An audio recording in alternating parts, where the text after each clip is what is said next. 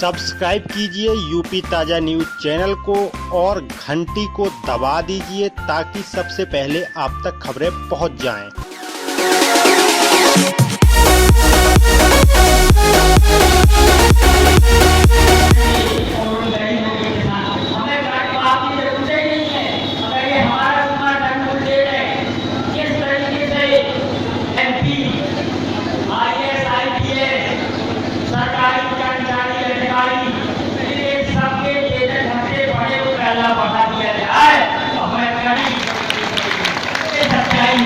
आज अगर भर्ती बढ़े 10 रुपया टोटल होगा और 1000 रुपया 1000 रुपया इन सरकारों ने किसानों को तो मदद कर दिया है।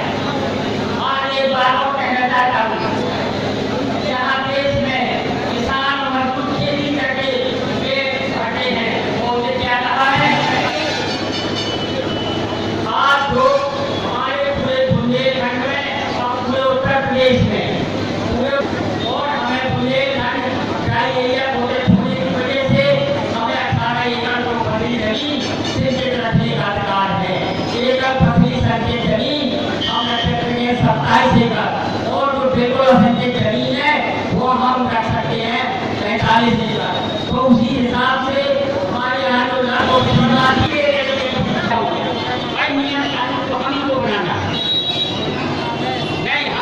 उसी रेशियो से सबका बढ़ना चाहिए, किसान का भी बढ़ना चाहिए। पानी लगाने लगे पहले वो करता करेगा।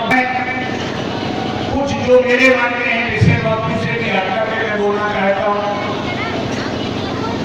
ये चुनाव आते हैं लोकतंत्र में 5 वर्ष में, किसी भी राजनीतिक दल का जो घोषणा पत्र होता है उसको मैं आम जनमानस के सामने पार्टी की ओर से रखा गया प्रतिज्ञा पत्र मानता हूं।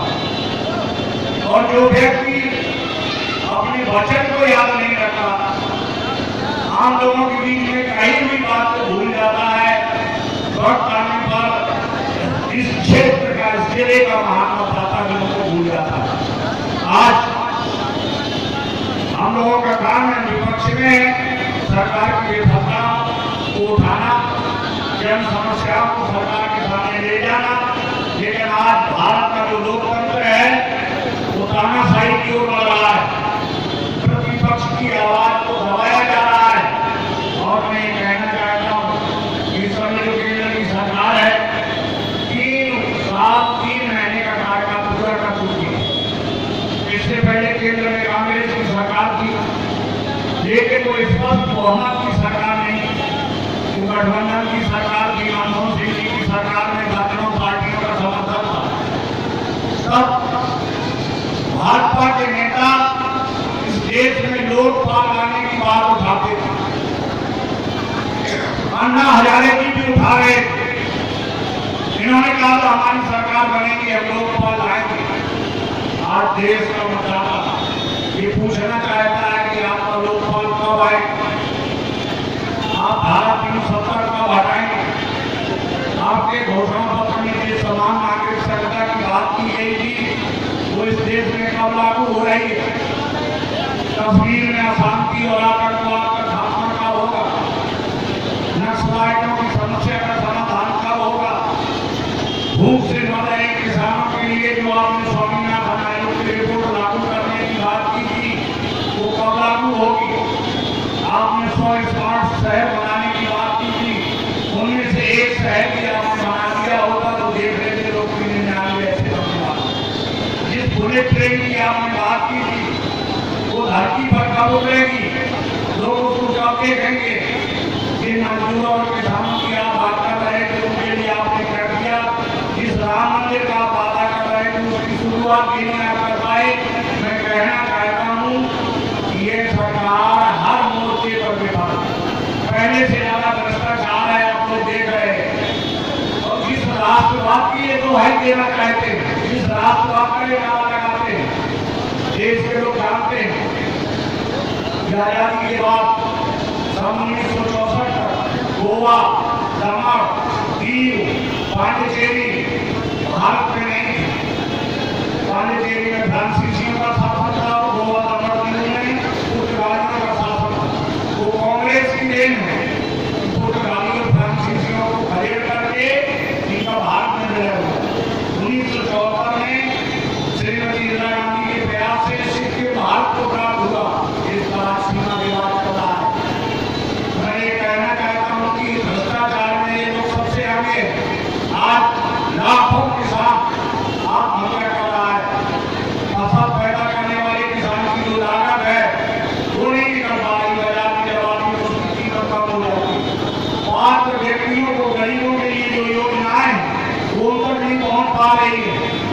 दलाल उस योजनाओं का लाभ उठा रहे हैं।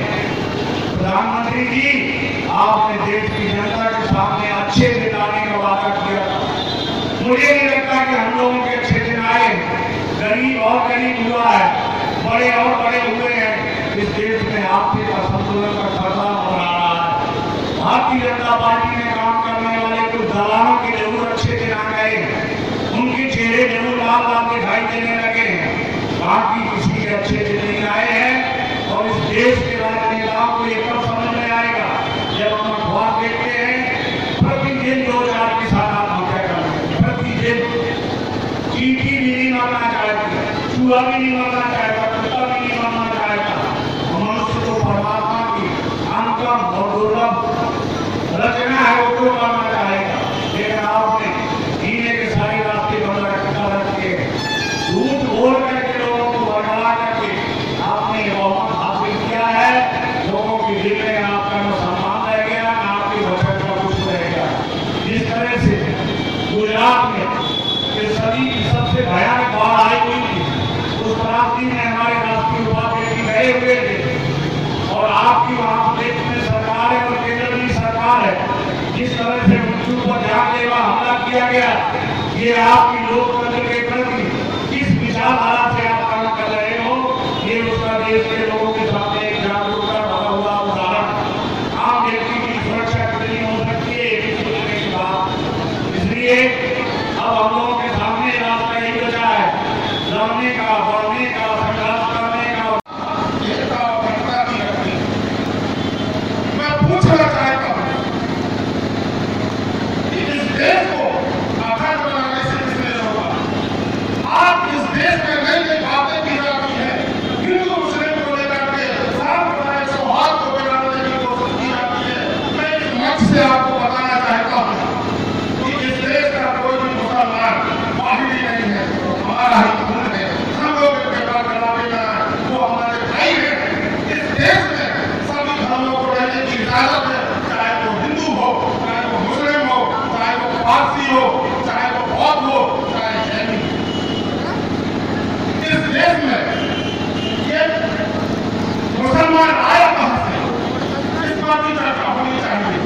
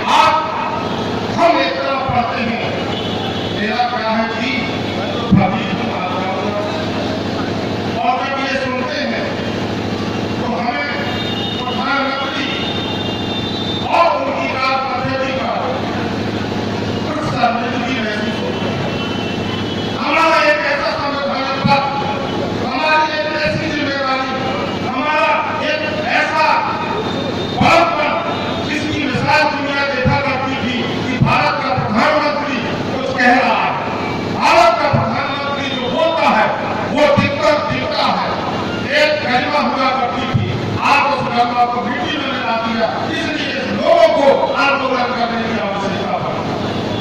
आज प्रतिदिन एक नई घोषणा होती है, हम किसानों की कर्ज माफी करेंगे, और जब किसान कर्ज माफी की बात आती है तो उनको बांट देते हैं कि एक तरफ रामलाल हो गया, एक तरफ श्यामलाल हो गया। ये बड़ा किसान है, ये छोटा किसान है, ये लागू है, ये सीमांत है। क्या ये सच है कि जो चुनावी वादा हुआ था उस वादे में ये कहा गया, चुनावी वादे में कहा गया कि हम उत्तर प्रदेश के सारे किसानों का कर्जा माफ करेंगे, लेकिन अब जब बात आई कर्जा माफी की तो कहानी कुछ और उल्टी कर दी। नया बेटा, एक नई राजनीति, एक नई चाल शुरू कर दी। और आप एक तरफ देखें कि बड़ा ढिंढोरा पीटा जा रहा है जीएसटी को लेकर के। सभी पत्रकार मौजूद रहते हैं। मैं बताना चाहता हूं कि अपने भक्तों को खुश करने के लिए पतंजलि जैसे संस्थान, बाबा रामदेव के संस्थान टैक्स फ्री है। क्या ये उद्धव की सरकार का नहीं है कि हमारा सारा मुल्क, हमारा गरीब, हमारा किसान, हमारा व्यापारी अपने खून पसीने की कमाई से टैक्स देगा, इस मुल्क को बढ़ाएगा। लेकिन एक आदमी जो उनकी गोद में बैठा है, जिसका नाम बाबा रामदेव और उसका पतंजलि ट्रस्ट है, टैक्स नहीं देगा। ये ओछी राजनीति नहीं है तो क्या है? इस ओछी राजनीति के विरोध में ये जेल आंदोलन है। आज इस बुंदेलखंड में ये हमारी तमाम माताएं बहनें बैठी है जो पिछले 6 महीने से भूखी है, ये मकान निर्माण का काम करती है, और जो मकान निर्माण में इस सरकार की बुरी नीतियों के कारण आज जो बैठी है उनके हाथों को काम नहीं है, उनके बच्चों को फीस नहीं है, उनके बच्चों की दवा नहीं है, उनकी कोई देखरेख करने वाला नहीं है। और मैं चेताना चाहता हूं कि ये वो बुंदेलखंड है जहां वीरांगना पैदा होती है। अगर यही स्थिति रही तो इसके लिए वो आज बैनर खड़े बैठी है, कल हथियार भी उठाएंगे। इसकी जिम्मेदारी सरकार की होगी, क्योंकि लोग भूखे नहीं मरना चाहेंगे। ये जिम्मेदारी, ये नैतिकता उनको नहीं पड़ेगी। आज यहाँ रात मजदूर पर कहीं बैठने को मौका है, उसको बैठने की जगह नहीं है। मैं देखता हूँ कि आए दिन सड़क के किनारे वो बैठते हैं, कोई वाहन आता है उनको पैर में टक्कर मार के चला जाता है। हमने कई बार प्रयास किया कि उनको बैठने की जगह मुहैया कराई जाए, लेकिन नहीं, प्रशासन के कार्य में कोई क्यों नहीं होता। प्रशासन केवल अपने मातृभूमि को, अपने लोगों को खुश करने के लिए बैठा है, अपराधियों को पकड़ने के लिए बैठा है। एक IAS की बेटी इस मुल्क में सुरक्षित नहीं है, वो मराना प्रदेश अध्यक्ष का वो बेटा। मैं पूछना चाहता हूँ कि कल वो आसाराम की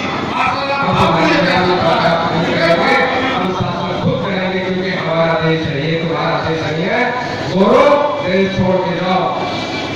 मैं बताऊं, हिंदुस्तान में 2 बड़ी लड़ाइयां हुई, जो बड़े 2 आंदोलन हुए।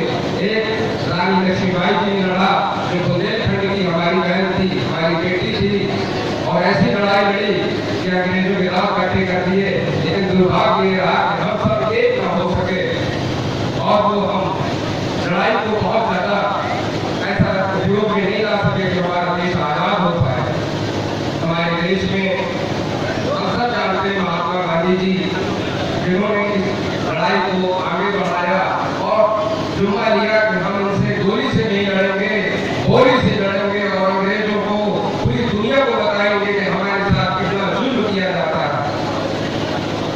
75